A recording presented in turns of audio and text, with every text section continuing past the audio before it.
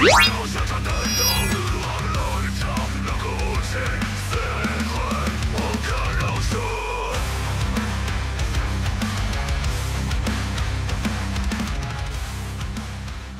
Sinemania semua, berjumpa kembali bersama Basi Bahas Sinema.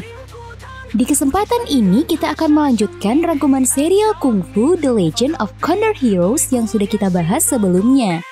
Bagi yang baru mampir, link video sebelumnya ada di deskripsi ya guys. Tanpa berlama-lama lagi, mari kita masuk ke alur ceritanya.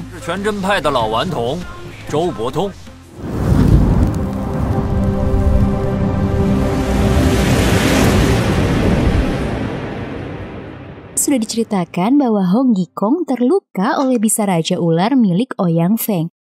Si pengemis utara itu kehilangan tenaga dalamnya dan terdampar di sebuah pulau. Huang Rong akhirnya berhasil menjebak Ouyang Ke bertepatan dengan munculnya Go Jing dan si racun barat. Ouyang Feng berusaha melepaskan keponakannya itu dari tindihan batu karang yang menimpanya, tapi batu itu terlalu besar. Ouyang Feng lalu menghadang Go Jing dan Huang Rong. Dia meminta mereka membantunya melepaskan Ouyang Ke dari batu yang menindihnya atau mereka akan dihabisi. Hong Gikong muncul di sana dan mengarahkan kedua muridnya. Akan tetapi Ouyang Feng menangkap Gikong yang terluka dan melumpuhkannya dengan mudah. Huang Rong akhirnya mengatakan bahwa mereka akan membantu melepaskan Ouyang Ke dengan syarat bahwa Ouyang Feng tak akan membunuh mereka bertiga. Si racun barat itu juga tak boleh mengajukan kembali lamaran kepada Huang Rong untuk keponakannya si racun kecil. Setelah Ouyang Feng menyanggupi kedua hal tersebut, mereka berusaha melepaskan Ouyang Ke dari batu yang himpitnya. Huang Rong yang cerdik mengajak Go Jing untuk membuat sebuah alat. Tepat ketika air laut mulai pasang, alat yang dibuat Huang Rong selesai. Mereka kembali berusaha menarik batu besar itu dengan bantuan alat Huang Rong. Mereka hampir berhasil, namun batu itu kembali tergelincir. Sementara air laut semakin meninggi. Ouyang Ke menyuruh kedua remaja itu meninggalkan mereka. Dia hanya ingin berdua dengan keponakan yang amat ia sayangi itu.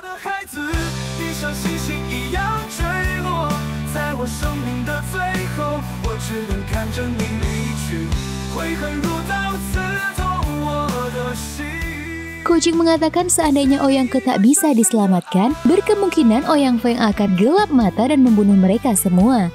Tiba-tiba Huang Rong mendapat sebuah ide. Mereka kembali ke tempat Ouyang Ke dan memberikan batang ilalang agar si racun kecil tetap bisa bernafas. Kemudian mereka menyusun batang-batang bambu yang bisa mengapung di air dan menahan batu tersebut sehingga pekerjaan mereka menjadi lebih ringan.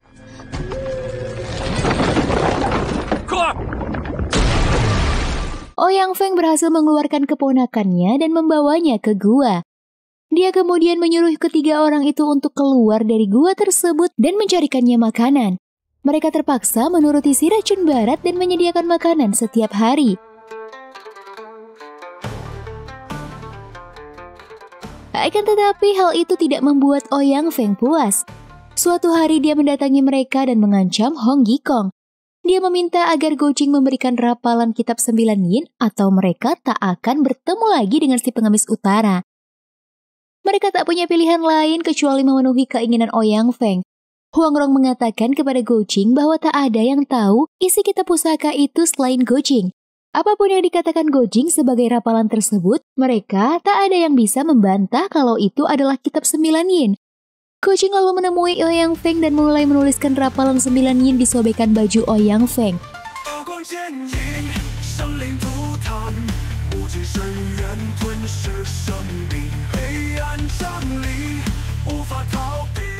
Si racun barat amat senang sekali mendapati kitab yang sudah lama diidam-idamkannya itu.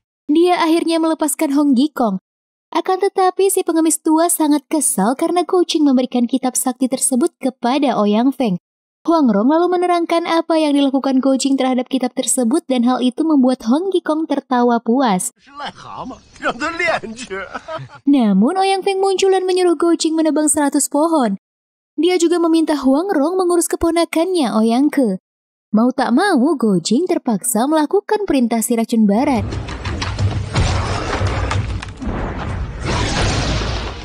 Hong Hong Gikong mengatakan kepada Gojing jika dia menebang pohon dengan cara itu, maka akan menghabiskan tenaga dalamnya secara sia-sia. Gojing harus memikirkan cara untuk bisa menebang pohon yang diminta Ouyang Feng tanpa membuang-buang energi. Mereka lalu mencoba membedah rapalan kitab 9 yin yang sudah dihafalkan Gojing.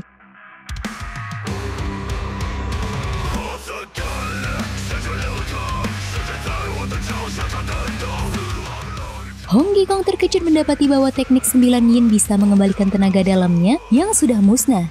Walaupun hanya sedikit, tapi kekuatan Hong Gikong mulai kembali lagi. Pernapasan 9 yin juga membuat Gojing tidak lagi kehilangan tenaga yang besar setelah melakukan pukulan tenaga dalam. Malam harinya, Huang Rong merasa sangat gembira mendengar bahwa Gojing dan Hong Gikong mulai berlatih kitab 9 yin. Akan tetapi mereka masih harus berpura-pura tak berdaya di hadapan si racun barat sampai mereka benar-benar yakin bisa mengalahkan penjahat tua tersebut. Keesokan paginya, Ouyang Feng menyuruh mereka membuat perahu dari kayu-kayu yang sudah dikumpulkan Gojing. Huang Rong mengusulkan agar malam harinya mereka akan membuat rakit untuk mereka sendiri.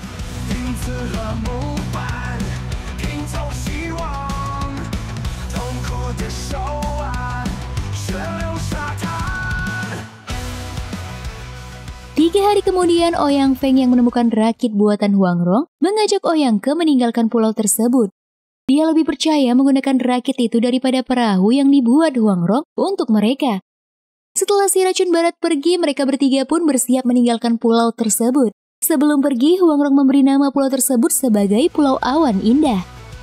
Mereka pun mulai berlayar.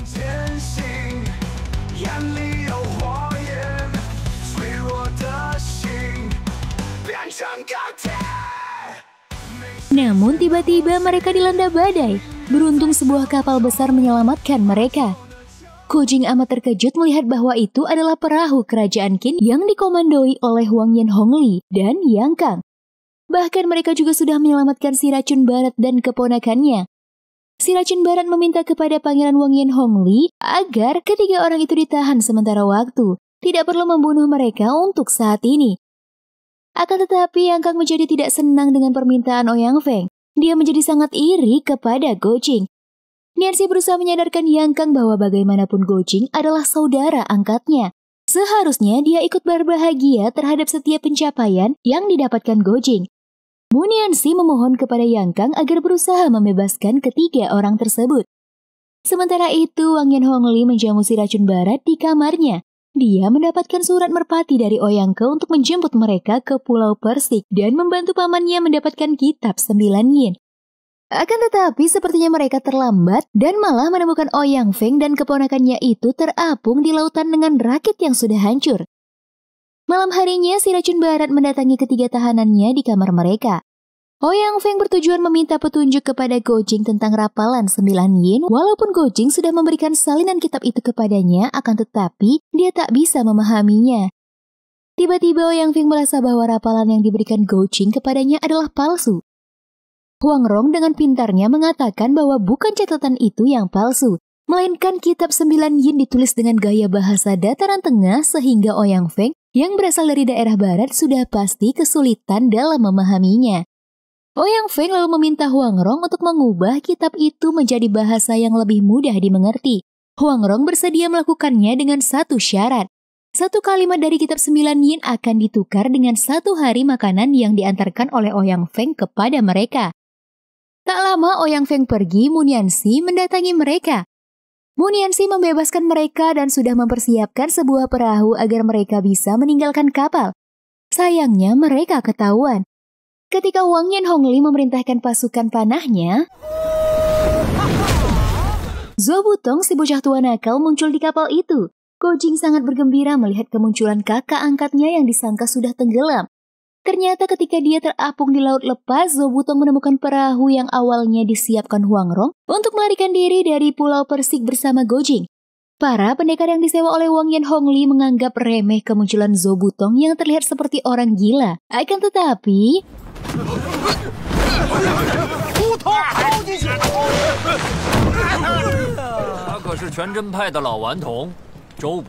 si racun barat lalu memperkenalkan Zhou Butong kepada mereka. Dia juga melepaskan keempat orang itu dan mengizinkan mereka pindah ke perahu Zhou Butong. Huang Yan Hongli yang amat menghargai Ouyang Feng terpaksa menyetujui permintaan si racun bara tersebut.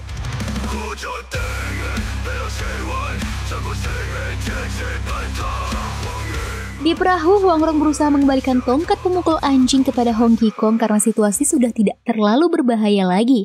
Akan tetapi si pengemis utara menertawakannya.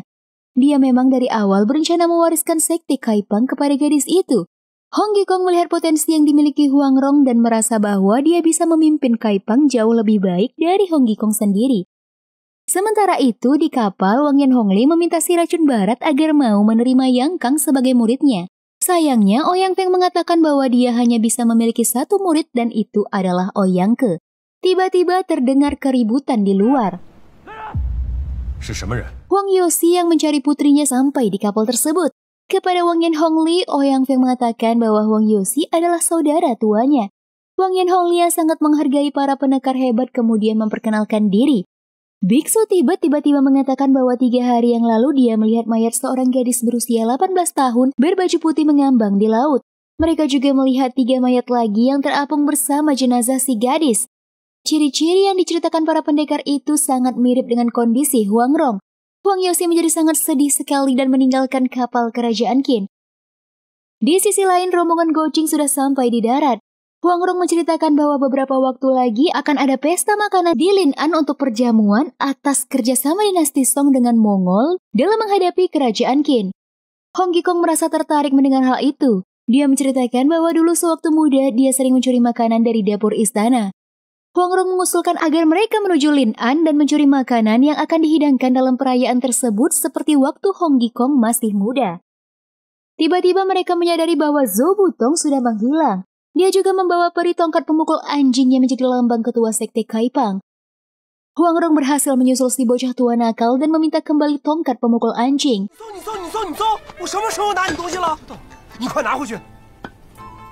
Tapi setelah mendapat kembali tongkat pusaka itu, Huang Rong tak begitu saja melepaskan Zhou Butong. Huang Rong menyalahkan si bocah tua nakal atas kejadian di Pulau Persik yang membuat ayahnya tak mau menerima Gojing. Dia juga menyalahkan Zhou Butong atas tenggelamnya kapal yang mereka curi dari Huang Yosi. Si bocah tua nakal tak memperdulikan perkataan gadis itu dan berniat meninggalkannya.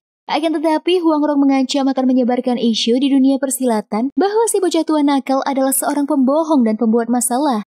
Mau tak mau, Zhou Butong kembali dan berusaha memohon kepada gadis itu.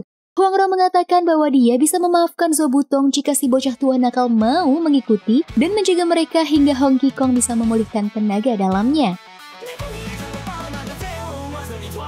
Perjalanan rombongan Hong Kikong sampai di desa Niu. Mereka kemudian mencari sebuah rumah kosong untuk tempat menginap malam itu. Zhou Butong yang memang sangat penakut tiba-tiba merasa bahwa dia melihat hantu. Gojing dan Huang Rong kemudian memeriksa tempat itu. Setelah tak menemukan apa-apa, mereka kembali dan meyakinkan Zhou Butong. Akan tetapi, Huang Rong terkejut melihat orang itu bisa menggunakan jurus Pulau Persik. Huang Rong pun menyerang orang itu dengan jurus yang sama dan berhasil menangkapnya. Ternyata dia adalah seorang gadis yang terlihat bodoh. Huang Rong mengancamnya dengan sebilah belati dan menanyakan siapa yang mengajari ilmu bela diri. Namun gadis itu tak terlihat takut dengan ancaman itu. Huang Rong lalu merubah strategi. Dia melepaskan ikatan tangan si gadis. Dia mengajak gadis itu main petak umpet. Mereka harus segera bersembunyi ketika Huang Rong mematikan lilin. Setelah lilin dimatikan, mereka mengamati apa yang dilakukan si gadis bodoh.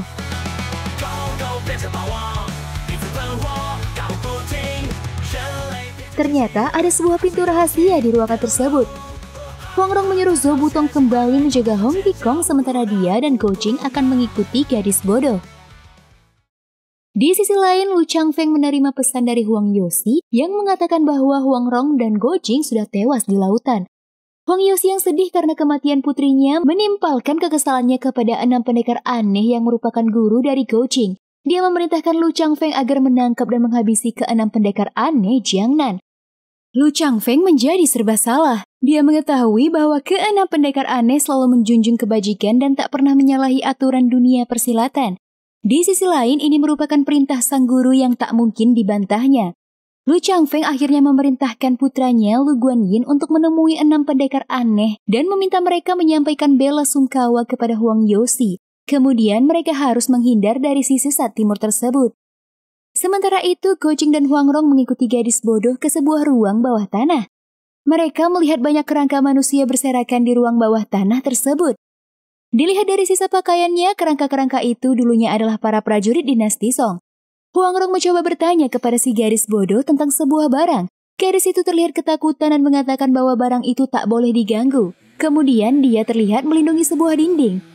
Di dekat dinding tersebut, Huang Rong menemukan sebuah tombol rahasia. Di dalam ruangan mereka menemukan sebuah kerangka yang memiliki plakat pejabat Song.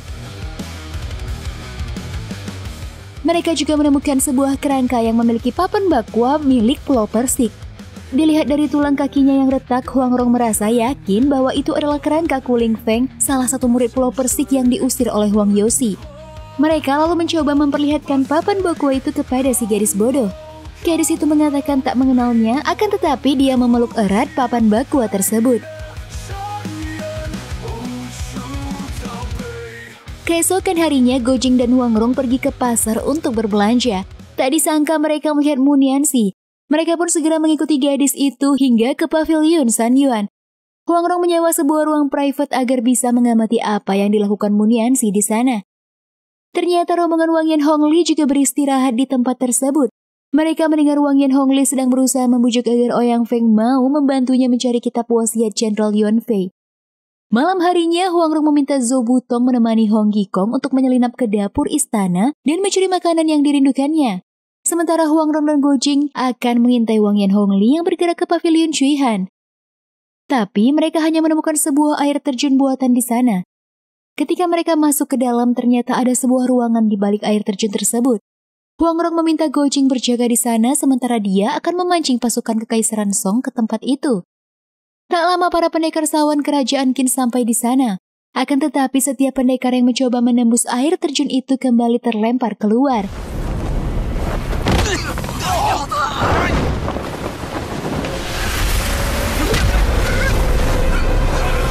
Wang Yan Hongli lalu memohon agar Ouyang Feng mau turun tangan dan mengalahkan Gojing yang menjaga tempat itu. Gojing sudah barang tentu tak bisa menandingi si racun barat. Dia berusaha menyadarkan Yang Kang bahwa orang tua mereka dibunuh oleh pasukan kerajaan Qin. Tapi pemuda itu tak mengindahkan Gojing dan segera bergerak mencari kitab wasiat. Di sisi lain, Huang Rong berhasil memancing pasukan kerajaan Song. Pangeran Wang Yan Hongli dan pasukannya segera meninggalkan tempat itu. Di dalam gua, Gojing berusaha mati-matian menahan Ouyang Feng. Namun tiba-tiba,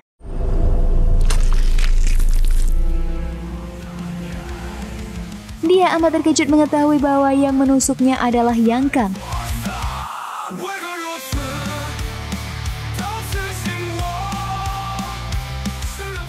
Yang Kang berhasil mendapatkan kitab wasiat itu dan memberikannya kepada Wang Yan Hongli. Semua itu ternyata dilihat oleh Muniansi yang terlihat bersedih. Yang Kang kembali membohonginya. Sebelumnya, Yang Kang pernah bersumpah bahwa dia akan mengambil kitab wasiat Yuan Fei untuk diberikan kepada Gojing. Namun hari ini dia melihat kenyataan yang berbeda. Huang Rong yang kembali ke gua amat terkejut melihat kondisi Gojing. Dia juga melihat belati bertuliskan nama Yang Kang yang terletak tak jauh dari pemuda itu. Huang Rong membawa Gojing ke ruang rahasia di desa Niu dan memberinya pil giok 9 bunga.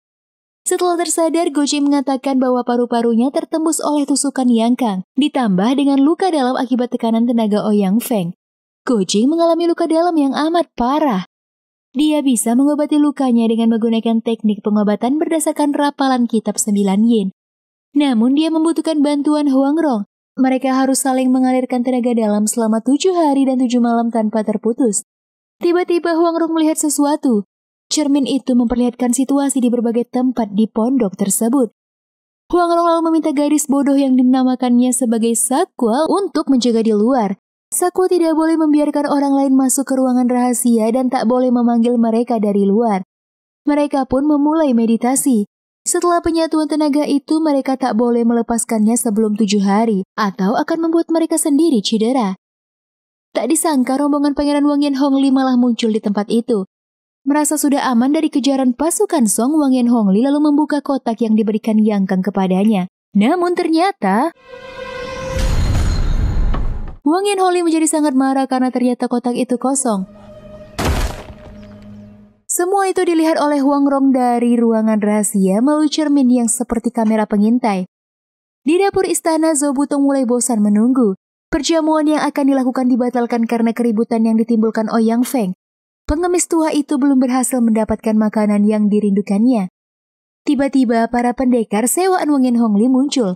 Mereka ternyata kembali ke istana untuk mencari kitab wasiat Yuan Fei yang gagal didapatkan. Tiba-tiba, kemunculan sosok seperti hantu itu sangat menakutkan untuk mereka. Di sisi lain, Gojing melihat Wang Yan Hongli sendiri di luar mengalami gejolak batin yang menimbulkan kekacauan tenaga dalamnya. Beruntung, Huang Rong berhasil menyadarkan pemuda itu. Urusan dengan Wang Yan Hongli bisa ditunda di kemudian hari. Yang terpenting adalah menyembuhkan Gojing terlebih dahulu. Para pendekar kembali menemui Wang Yan Hongli dan mengatakan bahwa mereka diserang oleh hantu penjaga istana. Akan tetapi, Ouyang Feng tidak kembali bersama mereka. Wang Yan Hongli menyuruh mereka menjaga Ouyang Ke di sana sementara dia berencana meminta bantuan Ku Qianren dan telapak pasir besi.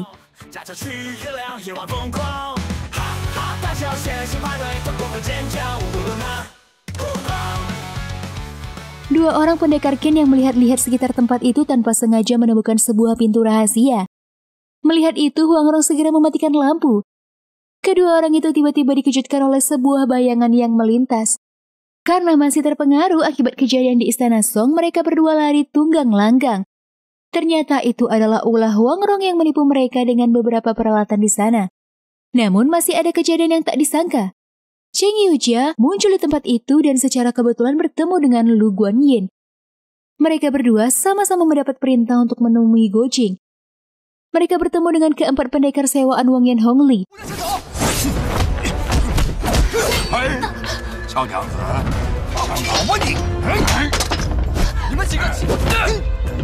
Namun mereka berdua bukan tandingan para pendekar tersebut. Tiba-tiba Saku muncul dan menendang mereka. Melihat Saku yang seperti orang gila, mereka malah menjadi tertarik dan ingin bermain-main. Namun si biksu Tibet menyadari bahwa jurus yang dikeluarkan Saku adalah jurus Pulau Persik. Dia menanyakan hubungan Saku dengan Huang Yoshi, tapi gadis bodoh itu tak menjawab pertanyaannya. Mereka membawa Saku kembali ke dalam rumah. Tiba-tiba,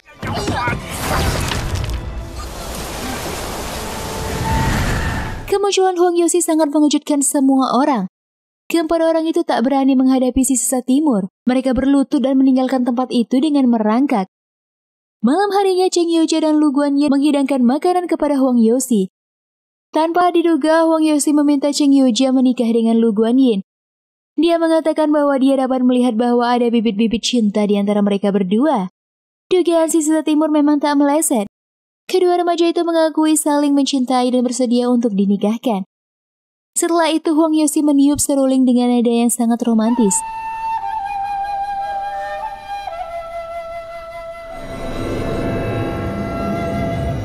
Nada-nada itu mempengaruhi kedua pasangan tersebut. Tanpa mereka sadari, semua itu diawasi oleh Ouyang Ke yang ternyata bersembunyi di kamar itu. Keesokan paginya, Lu Guanyin dan Cheng Yujia menangkap basah Ouyang Ke. Akan tetapi si racun kecil mengatakan bahwa dia hanya seorang gelandangan cacat yang tak sengaja bermalam di sana. Cheng Yujia yang memang baik hati malah menawari Ouyang Ke makanan. Tapi setelah selesai makan, Ouyang Ke malah memperlihatkan jati dirinya dan menangkap Lu Guanyin. Melihat suaminya terancam, Cheng Yujia terpaksa melepaskan senjatanya. Ouyang Ke menyuruh Cheng Yujia melepaskan pakaiannya jika ingin Lu Guanyin selamat. Di saat yang genting itu, Saku muncul dan mengambil baju luar Cheng Yujia. Kemudian dia mendatangi ruang rahasia dan menanyakan apakah Huang Rong ingin mencuci pakaiannya. Mendengar dia memanggil seorang nona, Ouyang Ke menyadari bahwa ada orang lain di tempat tersebut. Dia segera menotok Cheng Yujia dan mengikuti Saku. Huang Rong dan Gojin memindahkan aliran tenaga ke satu telapak tangan agar tangan lainnya bisa digunakan jika Ouyang Ke berhasil masuk ke sana. Di luar ruang rahasia, Ouyang Ke berusaha membujuk Saku untuk menunjukkan pintu rahasia dan ia berhasil. Ouyang Ke kemudian menuruni tangga ruang rahasia perlahan-lahan. Dia tertawa melihat bahwa yang berada di sana adalah Huang Rong dan Gojing. Dia mendekati mereka, namun tiba-tiba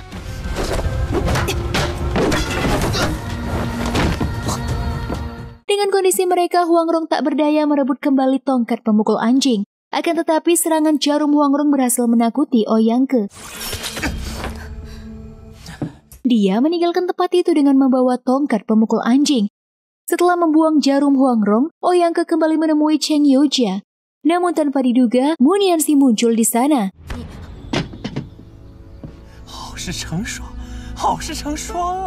Sayangnya, Mu Nianxi tak sendiri. Ia diikuti oleh Yang Kang. Ouyang Ke terpaksa melepaskan Nianxi dan beralih kepada Cheng Youjia. Di luar dugaan, Yang Kang malah mengatakan jika Ouyang Ke berminat kepada Mu Nianxi, maka dia boleh memilikinya. Yang Kang rela mengorbankan gadis yang ia cintai demi bisa mendapatkan hati perguruan ular putih dan Ouyang Feng. Ouyang Ke kemudian memberikan Cheng Youjia kepada Yang Kang dan meminta Mu Nianxi untuk dirinya. Yang Kang pun memulai aksinya, namun si belah belati menikamnya. Ternyata, Yang Kang hanya berpura-pura dan mengincar kelengahan Ouyang Ke. Si racun kecil itu pun tamat riwayatnya di tangan Yang Kang. Awalnya, Yang Kang ingin menghabisi Lu Guanyin dan Cheng Youjia untuk menutup mulut mereka. Akan tetapi, Mu Nianxi berusaha menghalanginya. Yang Kang akhirnya melepaskan suami istri tersebut dan menyuruh mereka segera meninggalkan tempat itu. Dia kemudian menggali lubang untuk menguburkan jasad Ouyang Ke. Melihat tongkat pemukul anjing di tangan Ouyang Ke, Yang Kang menguburkan kain pembalut tongkat itu bersama Ouyang Ke dan mengambil tongkat pemukul anjing. Tanpa disadari, Yang Kang dan Mu Nianxi saku mengintip dan memperhatikan semua yang mereka lakukan di sana. Malam harinya, Mu Nianxi berusaha untuk membujuk Yang Kang mengembalikan tongkat pemukul anjing kepada Hong Gikong. Dengan kedekatan Nianxi kepada sekte pengemis, dia merasa akan bisa membujuk Hong Gikong menerima Yang Kang menjadi murid pengemis sakti tersebut. Pangeran Wang Yanhongli sampai di perguruan telapak pasir besi dan menemui Qiu Qianren. Dia berusaha membujuk Qianren untuk membantunya mendapatkan wasiat Yuan Fei. Dia mengatakan bahwa dia sudah selalu mempercayai Ouyang Feng yang ternyata tak setulus hati membantunya. Wang Yanhongli meminta agar Qiu Qianren menghabisi utusan Mongol yang akan menemui Kaisar Song untuk mengadu domba kedua kekuatan tersebut. Ternyata Ouyang Feng yang menghilang itu selama beberapa hari ini berusaha mengejar Zhou Butong. Tak diduga-duga Huang Yoxi muncul di sana dengan marah karena ternyata Ouyang Feng sudah membohonginya. Di kapal dia mengatakan bahwa Huang Rong telah tewas bersama Go Jing dan Zhou Butong. Akan tetapi saat ini ternyata si bocah tua nakal masih dalam keadaan sehat walafiat. Ouyang Feng berdalih bahwa bukan dia yang mengatakan kematian ketiga orang itu, melainkan para pendekar kerajaan Qin.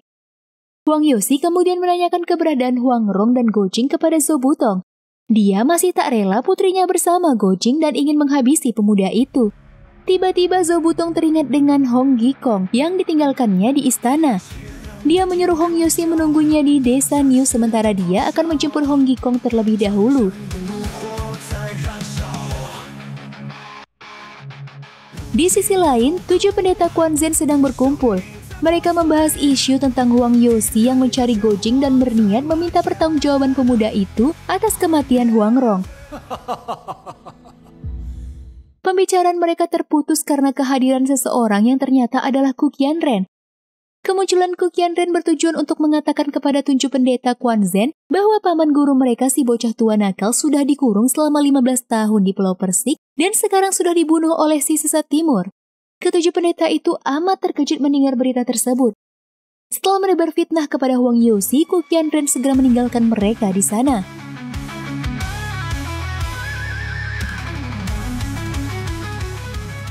Ketujuh pendeta Quan Zhen segera menuju ke desa Niu dan bertemu dengan Yang Kang dan Mu Nianxi.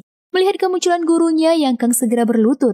Akan tetapi pendeta Qiu Chuji tak mengakui Yang Kang sebagai murid dan berniat membunuhnya. Mu Nianxi segera pasang badan dan mengatakan kepada pendeta Qiu bahwa Yang Kang sudah bertobat. Ketujuh pendeta Quan Zhen lalu menanyakan keberadaan Go Jing kepada Yang Kang. Yang Kang mengatakan bahwa Go Jing sudah dibunuh oleh Huang Yoxi karena si sesat tua itu menganggap Go Jing adalah penyebab kematian putrinya Huang Rong. Para pendeta itu menjadi semakin mendendam kepada si sesat timur Huang Yoxi. Tak lama kemudian seseorang muncul di sana. Itu adalah Miao Changfeng yang berniat mencari Yang Kang. Mendengar ketujuh pendeta Quanzhen menantang gurunya, Miao Xiangfeng langsung turun tangan.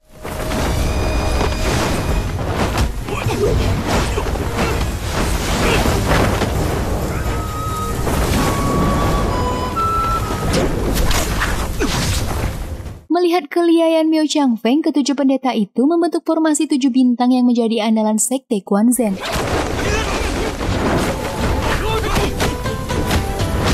Beruntung Huang Youxi muncul dan membantu Miao Xiangfeng.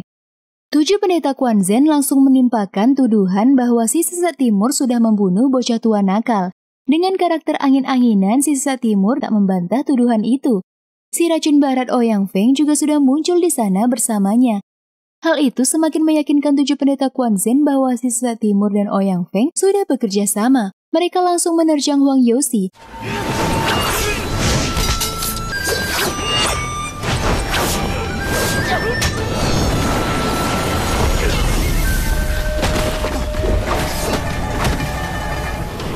Ouyang Feng yang ingin memperkeruh situasi segera turun tangan dan menghajar pendeta Tan yang berada paling depan. Namun setelah itu dia malah menyerang Huang Youxi. Melihat gurunya diserang, Miao Xiangfeng menghalangi pukulan itu dengan tubuhnya. Setelah menjatuhkan ketujuh pendeta Quanzhen, Huang Youxi segera memburu ke arah Miao Xiangfeng sementara Ouyang Feng segera meninggalkan tempat itu. Huang Youxi tak memperdulikan 7 pendeta dan membawa Miao Xiangfeng ke dalam rumah. Huang Youxi menyalurkan tenaga dalamnya dan berusaha mengobati luka dalam Miao Xiangfeng. Sayangnya dia tak berhasil. Miao Xiangfeng sangat terharu dengan kebaikan si sesat timur. Walaupun dia sudah mengkhianati sang guru, tapi si sesat timur tak mempermasalahkannya. Dia lalu bersujud kepada sang guru. Itu adalah persembahan terakhirnya. Miao Xiangfeng tewas di hadapan Huang Youxi.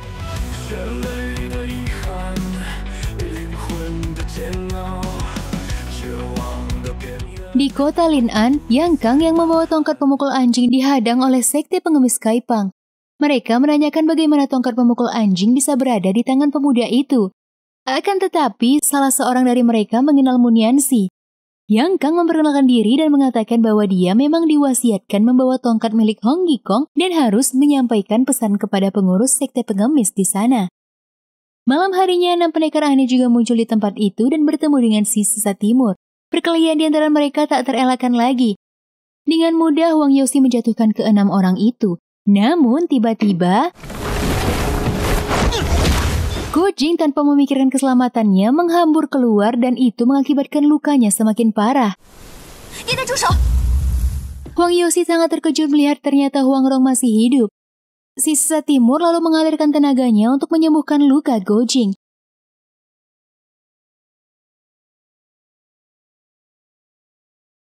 Setelah meminta maaf kepada Huang Youxi, Gojing berusaha menerangkan bagaimana dia bisa mendapatkan kedua bagian kitab 9 yin. Namun Huang Youxi mengatakan bahwa dia sudah tahu kejadian yang sebenarnya. Mereka lalu membawa sesat timur ke ruang rahasia untuk melihat peninggalan murid tertuanya, Ku Ling Feng. Huang Rong membacakan pesan Ling Feng yang ditulis di dinding.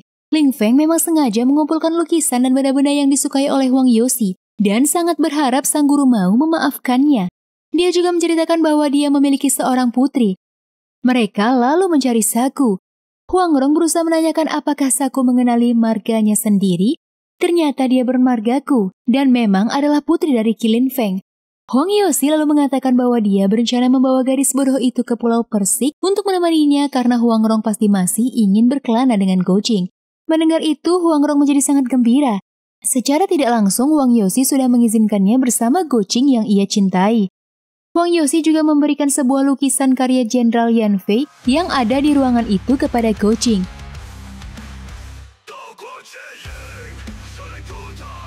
Setelah memakamkan kedua murid Pulau Persik, Huang Youxi dan Saku meninggalkan tempat itu. Tiba-tiba sebuah rase dilemparkan ke dekat mereka. Itu adalah pesan dari Zhou Butong yang mengatakan bahwa Hong Gikong menghilang dan dia sedang mencari si pengemis utara tersebut. Kemanakah perginya Hong Gikong yang masih belum pulih itu? Akan kita lanjutkan pada part berikutnya. See you guys!